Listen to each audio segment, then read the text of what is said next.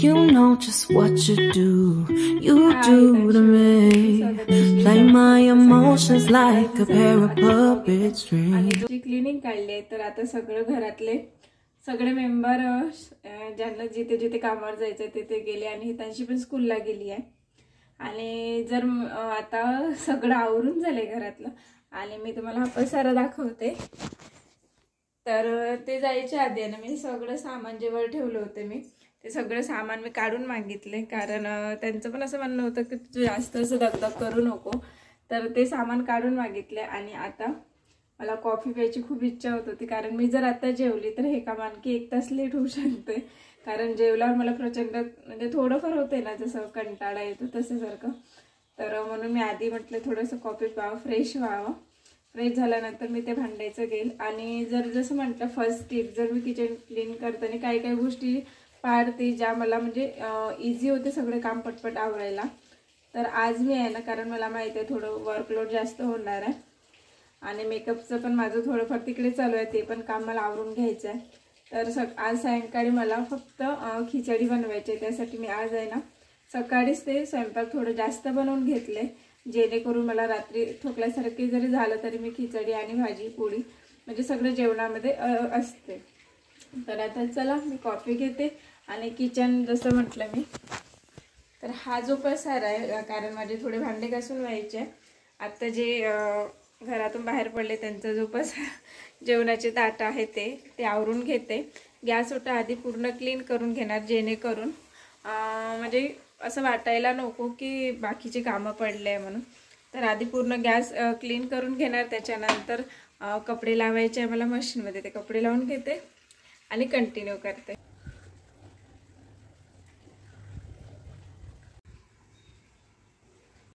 आपण लेडीज आहे ना स्वतःचा आधी विचार करत नाही, तर मला असं असतं आधी थोडंसं आपण एनर्जीफुल राहायचं आणि नंतर कंटिन्यू कामं करायचे. तर सगळं पसारा आहे ना भांडे पूर्ण स्वच्छ करून घेतले, गॅस ओटा पुसून घेतला, म्हणजे थोडंसं मन पण पॉझिटिव्ह वाटते.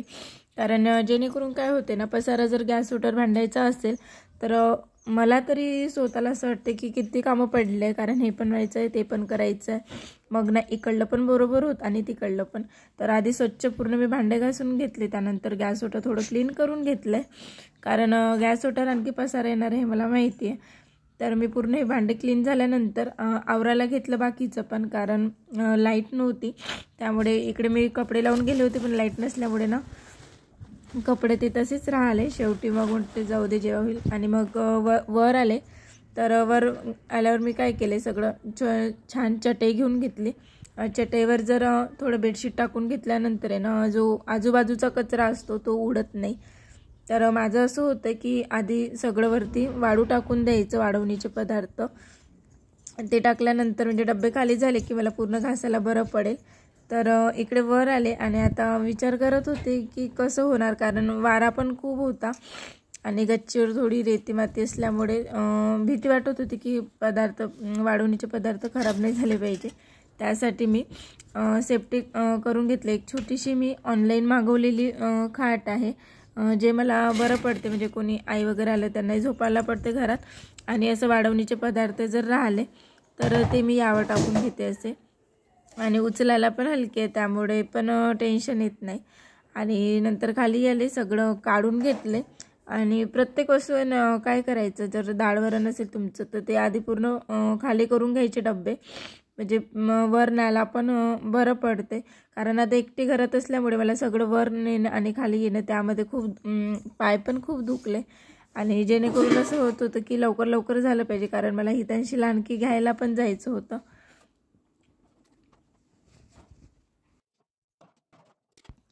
तर मी काय केलं, ब्लॉग खूप मोठा होत होता त्यामुळे स्पीड वाढवली आहे. तिखट आहे हे साठवणीचं मी वर्षभरच असं तिखट करते, 5 ते 6 किलो, म्हणजे आम्हाला वर्षभर ते पुरत असते.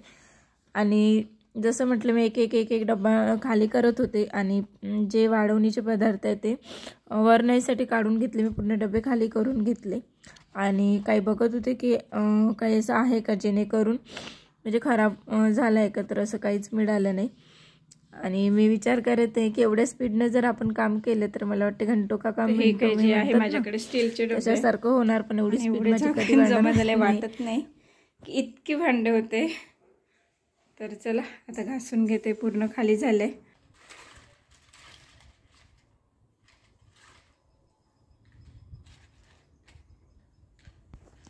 तर आता वर आले आणि ज्वारीचे पापड आणि कुरुड्या काही होते, काही पापड संपले. तर ते आणि आमच्याकडे आहे ना ज्वारीचे पापड खूप आवडतात. तर साठवणीसाठी ते जास्तच असतात, म्हणजे उन्हाळ्यापर्यंत, या उन्हाळ्याचे त्या उन्हाळ्यापर्यंत ते पुरले पाहिजे असे. आणि वारा खूप प्रचंड म्हणजे उडत होते आणि मला तेच विचार येत होते की पापड उडणार का.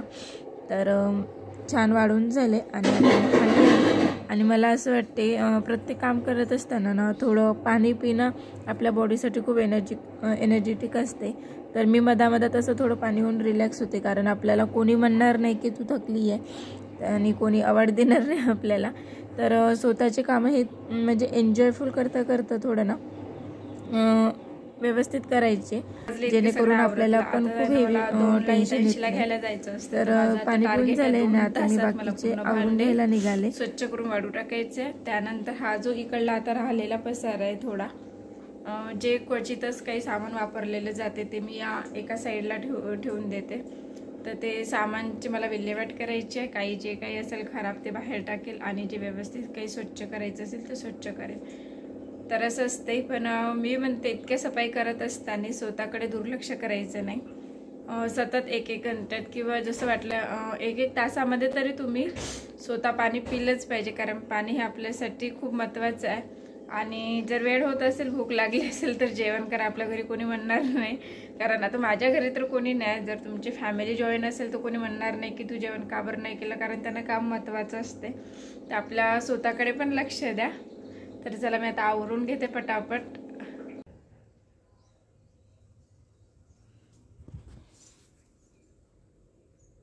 तर मी इकडे विम लिक्विडचं पाणी घेतलं आहे भांडे घासायसाठी, थोडं भैयाची पावडर. तर सगळे आधी झाकण घासून घेतले, पूर्ण एकत्र साईडला काढून घेतले आणि त्यानंतर थोडे थोडे डबे असे करत मी पूर्ण डबे स्वच्छ पाण्याने घासून धुवून घेतल्या. आणि कापड वापरते, जेणेकरून साबणचे भांड्यांचे जे डाग असतात ते निघून जातात कापडने. तर प्रत्येक पूर्ण असे डबे घासून घेतल्यानंतर ना मी सगळे डबेवरती वाळायला टाकले.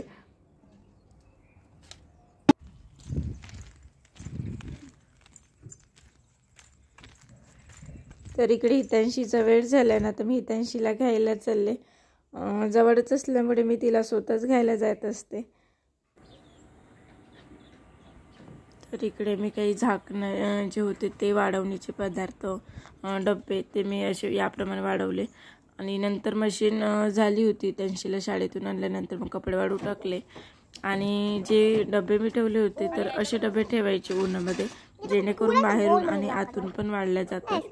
आणि ज्वारीचे पापड होते, कारण 4 ते 4:30 या दरम्यानमध्ये मग सगळं आवरायला घेतलं. कारण कसं होते ना,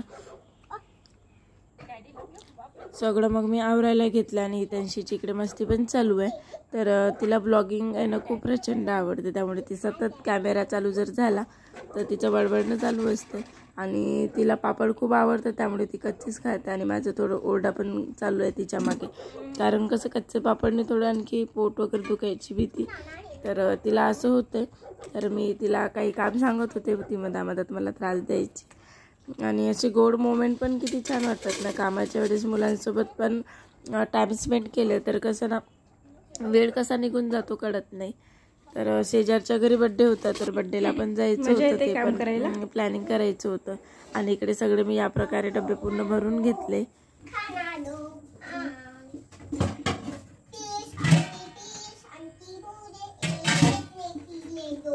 तर इकडे आहे ना मी पूर्ण डाळीचे पापडचे डबे ठेवले घासलेले, ज्याच्यामधून भरून ठेवले. कारण जिना साफ व्हायचे असल्यामुळे ना हे डबे पण मला लावायचे राहिले. तर आणि उरलेले काही जे डबे होते ते मी मग बाकीचे काम केल्यानंतर आवरून घेतले. आणि त्यांची जिथे मस्ती चालू होती आणि मला असं त्रास मधामध्ये तिचा त्रास देणं चालू असते.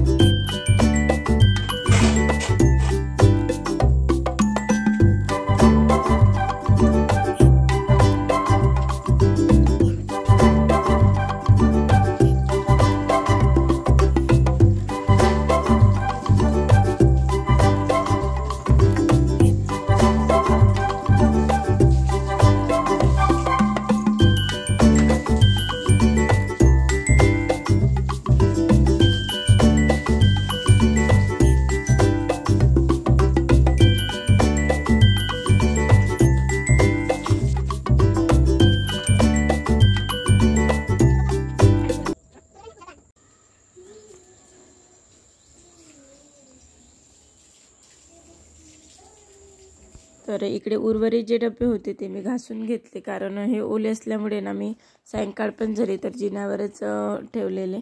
आणि सायंकाळचा लूक बघू शकता.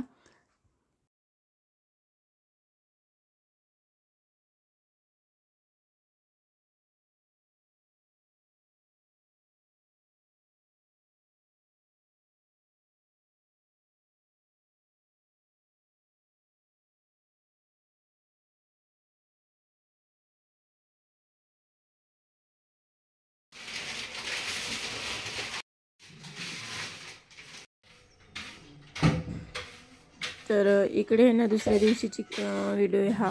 तर जे मला सध्या साफ करायचं असल्यामुळे मी गॅसवर जे काही उर्वरित भांडे होते त्यावर ते बेडशीट ओढणी टाकून घेतली.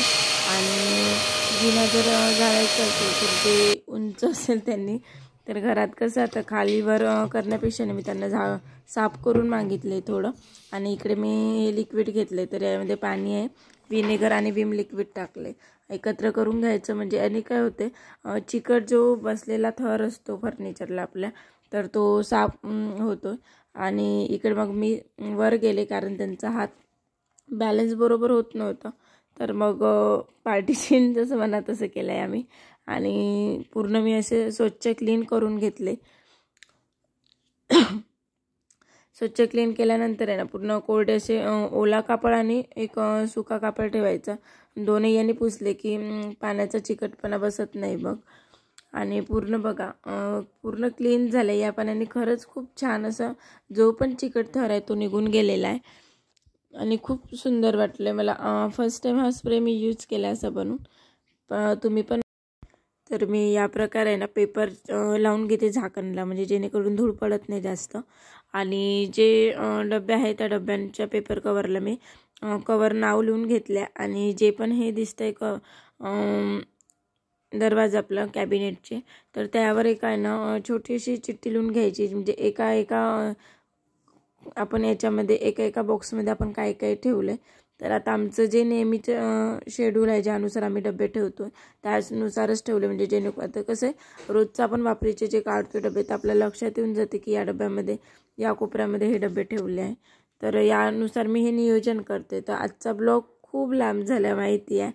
तर आजचा ब्लॉग तुम्हाला कसा वाटला कमेंट करून नक्की कळवा. आणि माझ्या टिप्स तुम्हाला आवडल्या का त्या पण सांगा. आणि तुम्ही जेव्हा कमेंट करता मला खूप छान वाटते. आपल्या चॅनल आता म्हणजे जे बॅग पूर्ण केलं होते ते मी आता कव्हर केलं आहे. खूप छान प्रतिसाद तुम्ही देता, तर असाच प्रतिसाद देत राहा. आणि पुढच्या ब्लॉगमध्ये नक्की भेटूया.